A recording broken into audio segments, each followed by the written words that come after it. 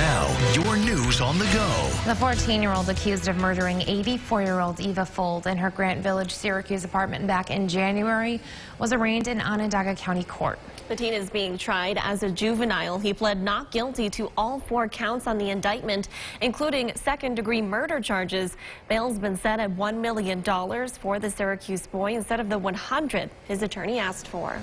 A new report called Freeways Without Futures by the Congress for the New Urbanism puts I-81 on a list of the 15 worst city highways in the country. The report highlights how 81 and others across the nation are facing watershed moments to replace the aging freeways with alternatives. In the case of 81, that would be a community grid.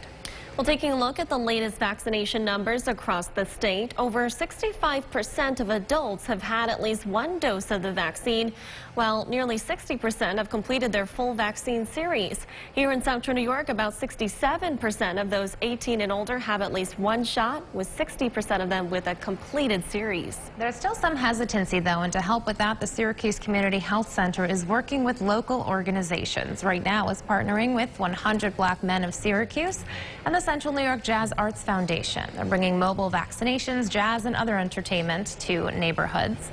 The Family Health Picnic Series, that's what it's called. It'll take place on Sundays at different city parks. And demolition has begun on an empty Auburn church. The city recently closing some streets around the old AME Zion Church. Last month, the church's crumbling condition, along with recent weather conditions, prompted Auburn police to close Washington Street between Wall and Van Anden Streets. Demolition began with the removal of the church steeple. Here's a sign of summer. Taste of Syracuse is hosting Picnics in the Park. It's a series this summer, and their very first event is tomorrow. The entire series will feature food trucks and music this summer, with tomorrow's performance by local musician Just Joe. It'll start at 11 a.m. at Onondaga Lake Park behind the Visitors Center, where food trucks will hand out $1 samples.